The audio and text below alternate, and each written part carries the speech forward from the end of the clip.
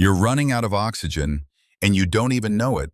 Most people die at 25, but aren't buried until 30,000 days later. Your countdown started the second you were born, and you've already burned through your biggest inheritance. Stop breathing for a second and listen to what you're losing. The truth is a heavy thing to carry, but we have to start there. We've been lied to. We've been told that life is long, that there is always another sunrise, and that someday is a valid destination on a map. But if you stop and listen to the silence between your heartbeats, you'll realize the clock isn't just ticking, it's counting down. Most people move through their existence as if they have an infinite credit line of hours. But the Bank of Life only issues one fixed loan, 30,000 days. That is your entire inheritance. If you are 30 years old, 11,000 of those days have already evaporated into the mist of the past, never to be reclaimed. Welcome to Better State, a place where we strip away the noise to find what truly matters.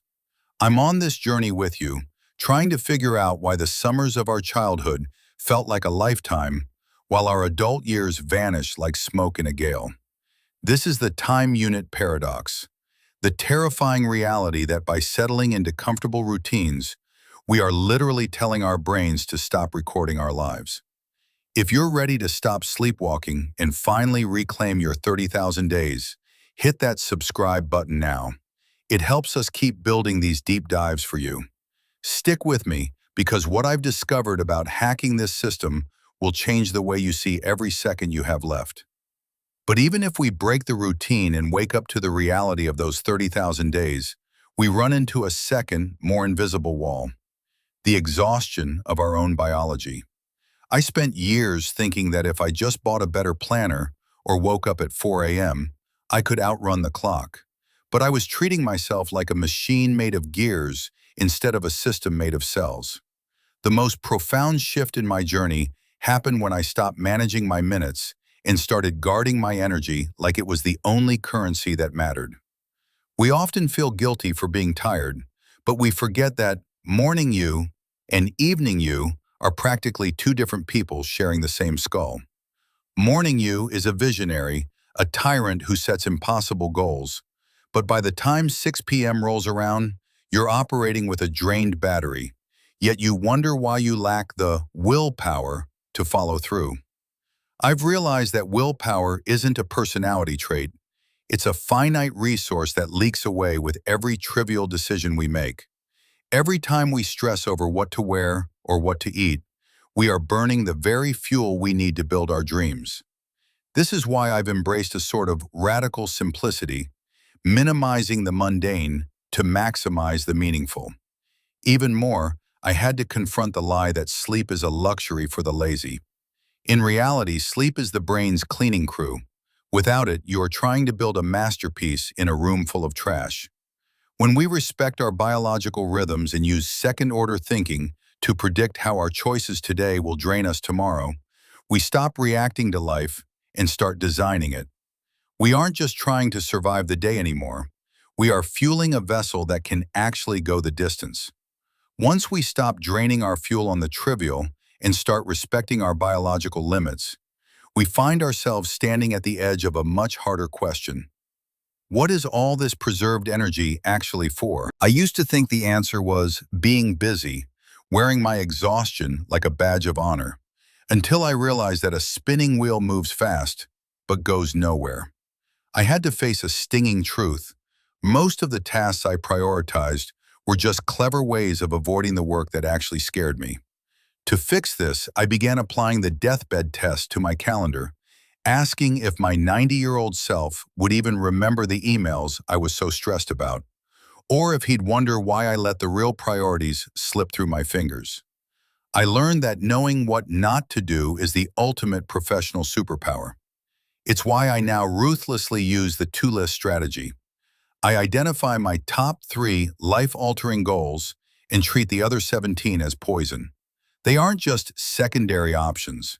They are the specific distractions designed to keep me from greatness. This clarity changed my view of my career entirely.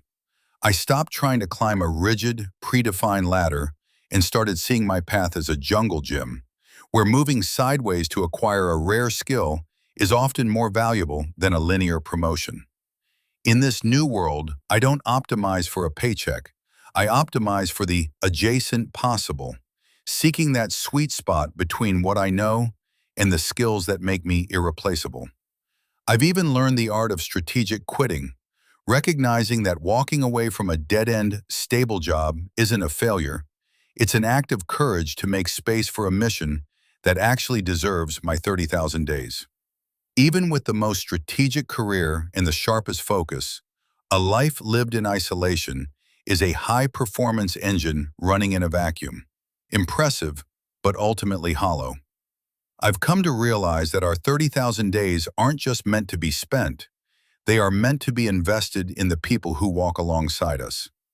I started looking at my relationships as emotional bank accounts, and it was a painful wake-up call to see how many accounts I had left overdrawn.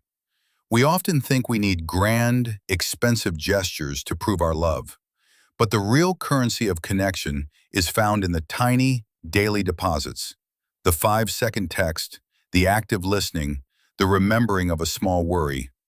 It's also about having the courage to face emotional debt. I used to avoid difficult conversations because they felt heavy, but I learned that unaddressed tension accumulates interest until it bankrupts the relationship. Now, I try to lean into the 90-second rule, understanding that the raw chemical wave of anger or fear is temporary, but how I choose to respond defines our future. I've even found beauty in shared suffering, realizing that the people I've struggled with stay in my heart far longer than those I only laughed with.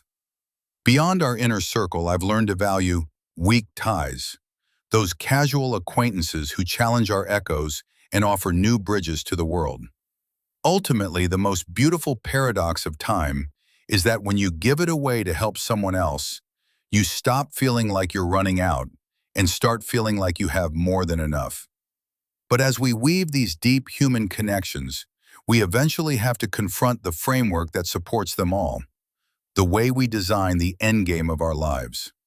I've spent so much of my life chasing a version of success defined by others, only to realize that true wealth isn't about how much you can buy, but how much of yourself you can own, a concept I now call time affluence. We fall into the trap of lifestyle inflation, running faster and faster on a treadmill of bigger houses and shinier objects, forgetting that everything we own eventually owns a piece of our time. I've decided to stop buying objects and start investing in experiences, because while a car begins to rust the moment you drive it off the lot, a memory only grows more vivid and valuable as the years pass. This same philosophy applies to my creative life. I've stopped waiting for the lightning bolt of perfection and started turning on the tap, letting the rusty, muddy ideas flow until the water runs clear. I've learned to love the constraints of my life, using them not as excuses, but as the very walls that force my creativity to climb higher. Life isn't a static plan to be followed. It's a living portfolio of experiments. I don't try to think my way into the perfect existence anymore. I test my way there, 5 minutes at a time. Your 30,000 days are slipping through your fingers like sand, but you still have today. Don't wait for a someday that isn't coming. Choose one small change, start now, and finally begin the work of truly living. Looking back at this journey, we realize that life isn't a series of problems to be solved, but a canvas to be intentionally designed.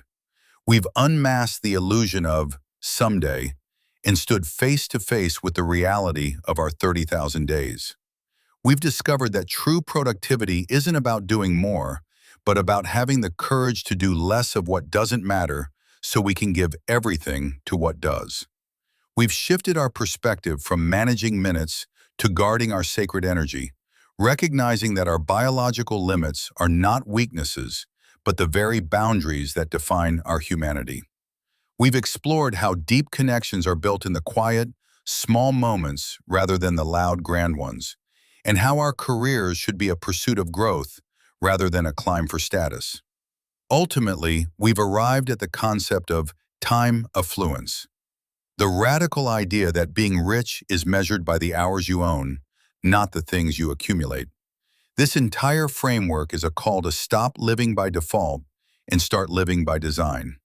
It is a reminder that while we cannot control the ticking of the clock, we have absolute authority over how we fuel our bodies, who we share our hearts with, and what legacy we build with the days we have left. The sand is falling, but the glass is still in your hands.